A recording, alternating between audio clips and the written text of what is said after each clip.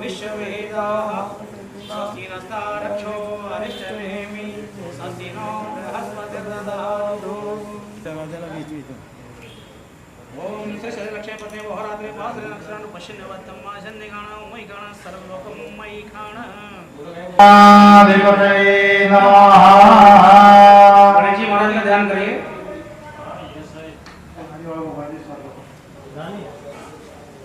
विश्ववेदाः स्वस्ति नस्तारक्षोः अरिष्टनेमि स्वस्ति नो बृहस्पतिर्दधातु। ऋग्वेदस्वाहा मारुतः प्रश्नमादर शुभं यावानो विदधेषु जगम् अग्निर्दिव्या मानवः सूर्यचक्षुषो विश्वेनो देवा अवसा गवनीयः भद्रं कर्णेभिः शृणुयाम देवा भद्रं पश्येमाक्षीहयदत्ताशरीरं तुष्टभागं ससोदा विषेमहितञ्जलाय सदनेनो साररो अन्तिदेव यदा न तत्राधन्नो राम भोगान्तो जतपितरो भवन्ति मानो मञ्जारेघातयुगन्त अदितिर अदिति अन्तरिक्ष अदिति माता स पिता स पुत्र विश्वे देवा अदिति पंचजना अदिति जात अदिति जने कामा यो शान्तिरन्तरिक्षं शान्ति पृथिवी शान्तिरात्मा शान्तिरोषधयः शान्तिवनस्पतयः शान्तिश्रीदेवाः शान्तिर्ब्रह्म शान्ति सर्वं शान्ति शान्तिरेव शान्ति सामा शान्तिरेव। ॐ ऐकतन्त्रेण विद्यारम्भेवाय च प्रवेशनिर्गमिता संग्रामे शंकर पार्वती को नमस्कार ओम करिए। सती प्रंद्राभ्यां नमः। रानी को नमस्कार करिए। ओम वाणी हिरण्यगर्भाभ्यां नमः। इंदु वाणी ब्रह्मा सरस्वती को प्रणाम। ब्रह्मा और सरस्वती जी को इष्ट देवताभ्यो नमः। अपने इष्ट देवता को ओम ध्यान कुल देवताभ्यो नमः। उनके देव देवताओं को ध्यान करिए। ओम ग्राम देवताभ्यो नमः। अपने गांव के देवताओं को ध्यान वास्तु करिए। देवताभ्यो नमः। वास्तु देवता का ध्यान करिए। स्थान देवताभ्यो नमः। स्थान देवता का ध्यान करिए। सर्वे देवताभ्यो नमः। सभी देव देवताओं को गुरु नमस्कार देवता गुरु चक्रमलेभ्यो नमः। गुरु को स्मरण करें। गुरु के चरणों ओम को ध्यान सर्वे करिए। ब्राह्मणोभ्यो नमः। मातृपितृ चरणकमलेभ्यो अपने नमः। माता पिता के चरणों को ध्यान करिए। ओम विष्णु त्रिवत्मः पुरुष विष्णु राज्याः प्रवर्तमानस्य मानवरादेशे द्वाराः कल्पशुक्मे विष्णुमन्ते अष्टाविंशते परिकरे पुत्रणे जम्बूदिने भद्रकाजनावे भक्तमहात् पुष्या देवता विदेशी पालिकानां क्षेत्रे पुष्कराय गंगा संयम समेकनाम नगरी राजस्थान प्रांत जेतु मंडले पोलीस सांगणे ग्रामे अंतर्गत क्षेत्रे संकट मोचन हनुमान मंदिर सुनारो के बगीची स्थान प्रसन्नार्थम पूजा शंकर करिष्ये। ओम जयागरो नमोदैदेवान्तरसु देवेति दूरगमन ज्योतिषां ज्योतिरेकान्तनमे मनः शिवसंकल्पमस्तु। शिवज्ञा अपक्रमत भूतानि पिशाचाः सर्वदिशं सर्वेषां भूतेन पूजाकं समार। ओम पूर्णे रक्षतु गोविन्द अग्नेयं गणाध्वज यम्यं रक्षतु वाराव नारसिंहस्तुते वारुण्यं कृष्ण रक्षेत् बाह्यवं सुदने उत्तिशेत् दुर्रक्षेत् ईशान्यं च प्रसादय वर्धनो गोवर्धन रक्षेत् दायासि विक्रम एसे देशं दिशा रक्षेत् वासुदेव जनार्दनः। ओम वर्णशो नमः वर्णशो कुम्भसरजन सुवर्णशो कुसुमशो वर्णशो दिशतनमाशीदाः। ओम वर्णाय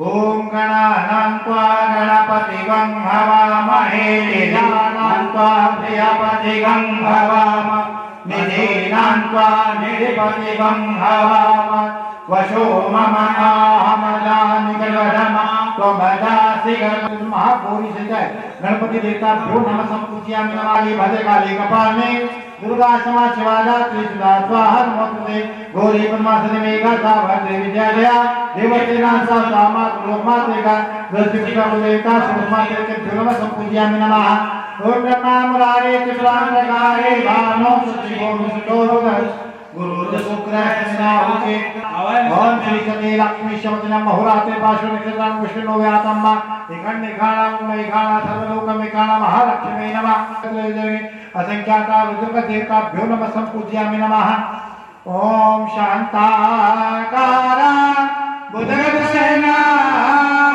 पावनावां सुरेशं विश्वाधारं गगनसदृशं मेघवर्णं सुवांगं लक्ष्मीकान्तं कमलनयनं योगविर्ध्यानगम्यं वन्दे विष्णु भवहरं सर्वलोकैकनाथम्। आवाहनं समर्पयामि नमः। हाथ जोड़ो। श्री कृष्णाय वासुदेवाय हरे परमात्मने प्रणतयेतनाथाय गोविंदाय नमो नमः।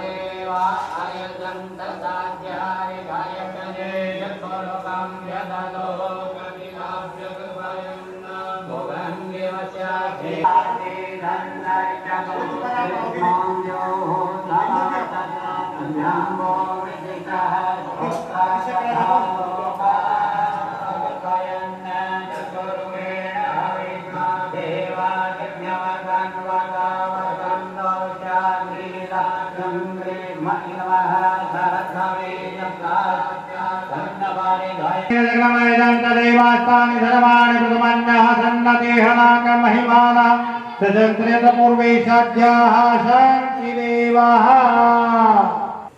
हे जग के आधार पुष्पांजलि अर्पण करूं, आप करो स्वीकार, आप करो स्वीकार।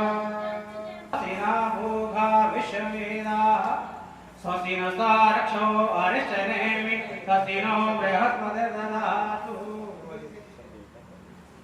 राम लखन सीता सहित सकल सुधारिका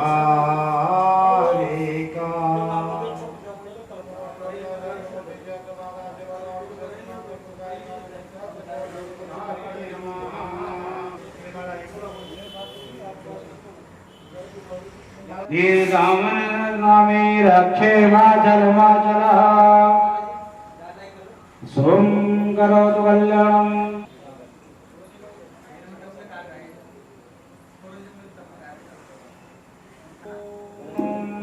हरि ओम।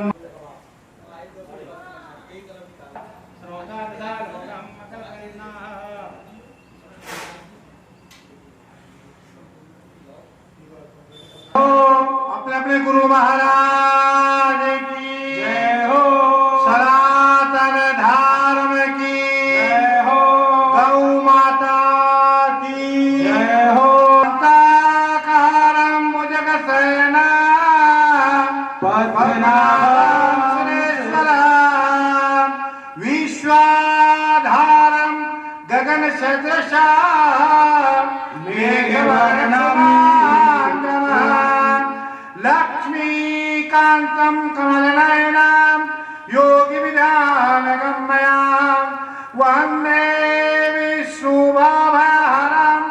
सर्वलोकैकनाथ राम रामाय नमः। ओम अंजनी नंदनाय नमः। बोल तपस्वी बाबा की जय हो। गुरु महाराज की जय हो। सनातन धर्म की जय हो। स्थानीय यहाँ पर विराजित सभी देवी देवताओं को मैं प्रणाम करते हुए आज श्री सत्यनारायण व्रत कथा का यह शुभारंभ मैं करने जा रहा हूँ।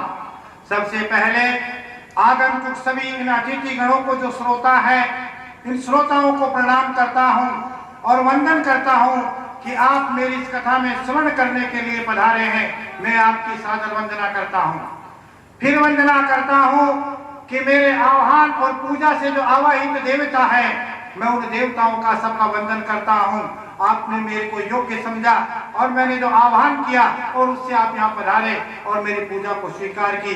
वंदन है, वंदन है, वंदन है। सभी यहाँ पर स्थापित देवों को वंदन करते हुए कथा का मैं शुभारंभ करता हूँ। यह सत्यनारायण जो व्रत कथा है, इस कथा में का जो कार्य है, पूजन है, आयोजन है, इसमें कोई विधि विधान की जरूरत नहीं होती। यदि आप श्रद्धा से समन्वित होकर के इस कथा का उच्चारण करते हैं या इसका आयोजन करते हैं, इसमें कोई मुहूर्त की जरूरत नहीं होती। यही एक ऐसी कथा है जिसमें कोई तिथि का ज्ञान देने की जरूरत नहीं है, कोई मुहूर्त की आपको जरूरत नहीं है, समय की जरूरत नहीं है, या पंचांग में किसी से चंद्रमा पूछने की जरूरत नहीं है। जिस दिन आप श्रद्धान्वित होकर के और इस कथा का अनुष्ठान करना चाहते हैं, उस दिन इस कथा को प्रारंभ कर सकते हैं। श्री भगवान विष्णु ने यही कहा है कि सामग्री क्या आवश्यक है, किसी विधि से पूजन होता है। नारद जी को विधि बताने को भगवान दिव्य वाणी बोले। स्वयं भगवान विष्णु ने ये वाणी बोली, नारद जी को बताया कि कौन सी कथा कब करनी चाहिए, इस कथा को कब करना चाहिए और इसका क्या मुहूर्त है। मानो जल पूरित श्याम मेघ गंभीर रम्य वाणी बोले। जब जी चाहे यह कार्य करे, सब तिथियां उत्तम कहलाती है। सभी तिथियों को उत्तम बताया है, मैं नहीं कह रहा हूं, स्वयं नारायण बोल रहे हैं नारद से। और क्या कहा कि जब जी चाहे यह कार्य करे, सब तिथियां उत्तम बतलाती है। फिर भी संक्रांति पूर्णिमासी परम पुनीत गिनी जाती है। जय हो। संक्रांति और पूर्णमासी को तिथि को उत्तम मानी गई है, परंतु फिर भी यदि आपका मन कर रहा है तो किसी भी तिथि को इस कथा को आप करवा सकते हैं, तिथि को कर सकते हैं, इसका कोई विधान नहीं है। भगवान स्वयं नारायण ने नारद जी से कहा है। और क्या कहा, तिथि कोई सी भी हो, इससे कुछ अधिक बनाव बिगाड़ नहीं है, पर किया धरा सब निष्फल है, यदि मन में सच्चा भाव नहीं है। जय हो। यदि आपके मन में सच्चा भाव नहीं है तो कोई सी भी तिथि निकाल लो, कोई सा भी मुहूर्त निकाल लो, आपका करा धरा सब बेकार है, सब करा धरा बेकार है। ये मैं नहीं कह रहा, स्वयं नारायण नारद जी से कह रहे हैं कि सत्यनारायण व्रत कथा के लिए कोई तिथि निर्धारित नहीं है, कुछ नहीं है। आपका मन में सच्चा भाव आया, उसी दिन कर डालो इस कथा को, क्या आज कथा करनी है। जो दिन पूजन के लिए चुने कोई मतिमान, उस दिन संयम से रही सहित व्रत का करे विधान। उस दिन संयम से रहना है। घर में कथा हो रही है, आज आप कथा करने जा रहे हैं, कभी बच्चे पर चिल्ला रहे हैं, कभी बड़ों पे चिल्ला रहे हैं, आपस में घर में झगड़ा हो रहा है, ऐसी कथा करना बेकार है। कथा करनी है घर में, सब प्रेम से रहेंगे, आपस में प्रेम से बात करेंगे, कोई किसी पर ऊंची आवाज में नहीं बोलेगा। यदि ऐसा सच्चा भाव है तो आप कथा का अनुष्ठान करो, अन्यथा मत करना, क्योंकि किया कराया सब निष्फल हो जाएगा। भगवान श्री नारायण ने नारद जी से कहा है, और क्या कहा? मन को वश में रख कर उस दिन नारायण से अनुराग करे, और हिंसा असत्य मद मोह लोभ और काम क्रोध का त्याग करे।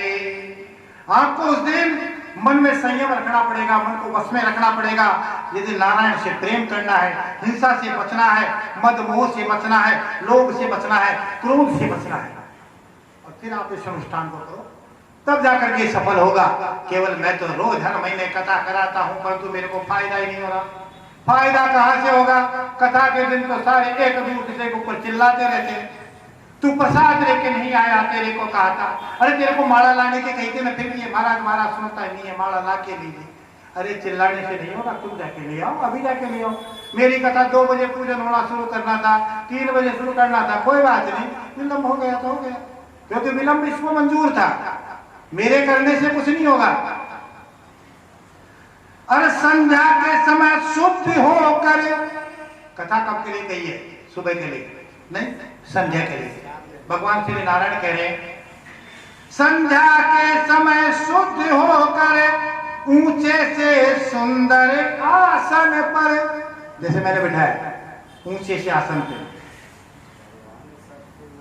संध्या के समय शुद्ध होकर ऊंचे से सुंदर आसन पर भगवान सत्य की प्रतिमा रखे, फिर उनका आह्वान करे। जय हो, जय हो। फिर उनका आह्वान करना है, उनको बिठाया मैंने, फिर उनका आह्वान किया मंत्रों के द्वारा। ये विधान है इस कथा का। फिर विधि विधान के सहित करे पूजन वंदन शुचि निष्ठा से, चंदन अक्षर नैवेद्य फल आदि चढ़ाते श्रद्धा से। फिर श्रद्धा से फल आदि आपके पास है, वो सब उन पर अर्पण कर दो, सामने चढ़ा दो। और क्या चाहिए प्रसाद में? मिश्री मावा पसंद नहीं है मेरे भगवान को, या आपकी मिठाइयां पसंद नहीं है मेरे भगवान नारायण को, तो क्या पसंद है? तो क्या पसंद है? आटे का मधुर कसार बना, अनुराग सहेत समाप्त धरे, केले का सुंदर कदली फल श्री सत्य देव को भेंट करे। जय हो। क्या कहा? आटे का कसार बना लो, सेक लो, और अनुराग सहित प्रेम सहित उनके सामने अर्पण कर दो, और केले का सुंदर कदली फल भगवान को अर्पण कर सत्यदेव को भेंट कर दे। बस यही विधान है। और इस प्रकार जो चित्त दे कथा सुने सुप्रीत, निश्चय ही उस जीवन की मिट जाएगी सब भीति। जो भी श्रद्धा पूर्वक इस कथा को सुनेगा, निश्चय उसके मन के अंदर कोई भीति है, मन के अंदर कोई भाव भरा है या कोई बुराई है, वो आज निकल जाएगी, आज निकल जाएगी। सत्यदेव भगवान का ये वचन नारद जी को कहा है। और कथा का मैं आगे अनुष्ठान करता हूँ। श्री सत्यदेव की कथा को मैं सुना रहा हूँ, आप ध्यान पूर्वक सुनेंगे। कलयुग के प्रारंभ में, कलयुग का जब प्रारंभ हुआ तो पवित्र तीर्थ स्थान नैमिषारण्य में 88,000 ऋषि, 88,000 ऋषि श्रेष्ठ सूत जी से पूछने लगे। श्री सूत जी महाराज से पूछा कि हे भगवान मुनि श्रेष्ठ, कलयुग में मनुष्य छल कपट द्वेष ईर्ष्या के कारण अपने कर्मों को भूलकर मनुष्य प्राणी जगत में धर्म निष्ठा आचरण कर पाप के बोझ से तपता जा रहा है, और जिससे मन की अशांतिग्रस्त होकर के विवेक शून्य हो गया है। आज के मनुष्य की स्थिति क्या हो रही है? देखिए, टेंशन के अलावा और कोई काम नहीं है। आज का मनुष्य पूरे जीवन में दिन भर भागता है, दौड़ता है, घर आता है, पर फिर भी उसको शांति नहीं है। पैसा खूब है घर में, कमाने की कोई दिक्कत नहीं है, परंतु खाने की समस्या है। या तो खाने की समस्या है या शांति की समस्या है। खाने की कैसे समस्या है? आप पूछोगे कि खाने की समस्या कैसे महाराज? खाने की समस्या यह है कि खाना खाते हैं, किसी को तो गैस्ट्रिक की प्रॉब्लम है, किसी को गैस्ट्रोलॉजी की प्रॉब्लम है, किसी को शुगर की प्रॉब्लम है, किसी को और प्रॉब्लम है। भगवान ने ऐसा हाल कर दिया, खाना ही बंद करवा दिया। बेटा कमा पैसे खा, नोटों को निकाल तू, मतलब खाना भी बंद हो गया। ऐसी परिस्थिति में किसी के घर में इतना धन है कि भगवान मालिक से कह रहा हूं कि लड्डू आते हैं, बर्फी आते हैं, पर वो हाथ को टच नहीं कर सकता, क्योंकि कुदरत ने बंद कर दिया उसका खाना कि तू पैसा ही खा, तेरे जीवन में पैसा ही है सब कुछ, अब भागता रहे, कमाता रहे, तू पैसा ही कमा। तो खाना बंद कर दिया। ये क्या हुआ? ये सब प्रभु की लीला है। तो क्या कहा? पाप के बोझ से दबता जा रहा है, मन की अशांतिग्रस्त होकर के विवेक शून्य हो गया है। अब तो सोचने की शक्ति भी खत्म हो गई। धर्म पत्नी कहती है जाओ जी सामान ले आना, बस सामान लेकर के ला करके पटक देते हैं। बोले मैंने उस सामान की कही थी जो आपने सुनाई नहीं। बोले भाई पर्ची बना के दे दिया कर, मैं भूल जाता हूँ। हाल ऐसा हो गया श्रीमान जी का तो कि विवेक शून्य हो गए, जो कहोगे वही काम करेंगे। अतः श्रेष्ठ मुनि आप बताइए कि ऐसे थोड़ा प्रयास किया जाए कोई, और उसकी पुण्य प्राप्ति हो जाए और उससे मनोकामना सिद्ध हो जाए, ऐसा कोई उपाय बता दो। तो सभी शास्त्रों के ज्ञाता श्री सूत जी ने कहा कि हे ऋषियों, मैं इस जगत के कल्याण की इच्छा से तुमने जो उत्तम प्रश्न किया, मैं उसका जवाब देता हूं। मनुष्य की शांति जो भंग हो रही है वो कैसे ठीक होगी? तो उसका उपाय कहता हूं, वह सुख भोग कर और अंत में समस्त इच्छाओं की पूर्ति करके और वैकुंठ धाम को जाएगा। ये मैं कथा आपको बता रहा हूं कि एक बार ऐसे ही नारद ऋषि जो थे अनेक लोकों में घूमते हुए, नारद जी का काम घूमने का है, सूचना देने का काम। अनेक लोकों में घूमते मृत्यु लोक पर आप पहुंचे। जिस धरती लोक पर आप रहते हैं, इस धरती लोक को मृत्यु लोक कहा गया है। मृत्यु लोक वास्तविक सच क्या है? वास्तविक सच है तो वास्तविक सच आप जो भी मान रहे हैं मानते रहो, परंतु वास्तविक सच तो है, वह है मृत्यु। मृत्यु ही वास्तविक सच है। आप चाहे सच किसी को भी मानो, वास्तविक सच मृत्यु है, तो इसका नाम मृत्यु लोक हो गया कि जिसने जन्म लिया है निश्चय ही जन्म लेने वाला मृत्यु को प्राप्त होगा, इसको कोई नहीं रोक सकता। तो इस प्रकार मृत्यु लोक में पहुंचे और मृत्यु लोक में पहुंच करके यहां देखा एक आदमी अंधा होकर के और भीख मांग रहा है। भीख मांग रहा है एक कोई विकलांग होकर के, और रोड पर लौटता हुआ चल रहा है, कटोरा हाथ में भीख मांग रहा है। कोई अंधा होकर ठोकर खा रहा है, कोई बोझ ढो रहा है, कोई क्या कर रहा है, सब अपने अपने क्रियाकर्म कर रहे हैं। ये देख करके नारद जी को बहुत दुख हुआ, और इतना दुख हुआ कि वो ये सोचकर कि इन लोगों का दुख कैसे दूर किया जा सकता है, इन लोगों का दुख मैं कैसे दूर करूं, ये सोच करके और वो विष्णु लोक को चल दिए। विष्णु लोक में पहुंचे, वहां देखा मेरे नारायण विष्णु लोक में 4 भुजाओं वाले देवों के ईश, जिनके हाथ में शंख चक्र गदा पद्म लिए हुए, और लक्ष्मी जी उनके पैर दबा रही शेष सैया पर विश्राम कर रहे थे। नारद जी ने जाके उन्हें प्रणाम किया, नारायण नारायण नारायण सुनी, और सुनकर के बोले कहो प्रभु, हे नारद आपका यहाँ आगमन कैसे हुआ? भगवान मुस्कुरा कर बोले नारद आपका आगमन कैसे हुआ? तो भगवान से बोले कि हे प्रभु, आप तो मन की बात सब जानते हैं, और आप तो सब जानते हैं कि मेरा यहाँ क्यों आगमन हुआ है। मैं मृत्यु लोक पर जिन लोगों को देख करके आया हूं, सुबह से लेकर शाम तक भागते रहते हैं, दौड़ते रहते हैं, मोह माया लोभ, बस पैसे के दौड़ में भाग रहे हैं। उनको खुद का पता नहीं है, उनका कोई दुख दूर कैसे हो, इसका कोई उपाय मुझे बता दीजिए। प्रभु कृपा यदि मेरे पर करते हैं तो इसका कोई उपाय बता दीजिए।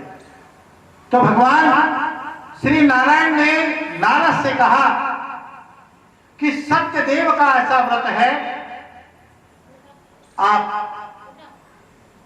सत्यदेव का पूजन करें, शालग्राम जी का पंचामृत से स्नान कराएं और स्नान करा करके और पूजन कर सह परिवार इकट्ठे होकर कथा श्रवण करें और इसको सुनने मात्र से ही व्यक्ति के मन की अशांति नष्ट हो जाती है, घर में सुख शांति समृद्धि आती है। और इस प्रकार सारा व्रत का विधान नारद जी को सुनाया और सूत जी ने वही कथा जो विष्णु भगवान ने नारद को सुनाई थी, वही कथा उन ऋषियों को सुनाई और कहा कि श्रद्धा युक्त जिस दिन भी मनुष्य हो, कोई दिन देखने की जरूरत नहीं है, जिस दिन भी मनुष्य श्रद्धा युक्त हो, सायकाल के समय गेहूं का पका हुआ आटा, गेहूं के अभाव में साठी का चूर्ण भी ले सकता है और पंच अमृत, दूध दही शहद घी बूरा, ये सब सामग्री भगवान को अर्पण करके कथा श्रवण करे, गीत जागरण का आचरण करे। ऐसा करने वाला मनुष्य कलयुग में धन धान्य से पूर्ण होगा और उसकी सभी मनोकामनाएं पूर्ण होगी, इसमें कोई संदेह नहीं है। श्रीमन प्रथम अध्याय मैंने आपको सुनाया है, आप सभी मिलकर के श्रीमन नारायण का एक बार उच्चारण करेंगे। श्रीमन नारायण नारायण नारायण, श्रीमन नारायण नारायण नारायण, ओ श्रीमन नारायण नारायण नारायण, श्रीमन नारायण श्रीमन नारायण नारायण नारायण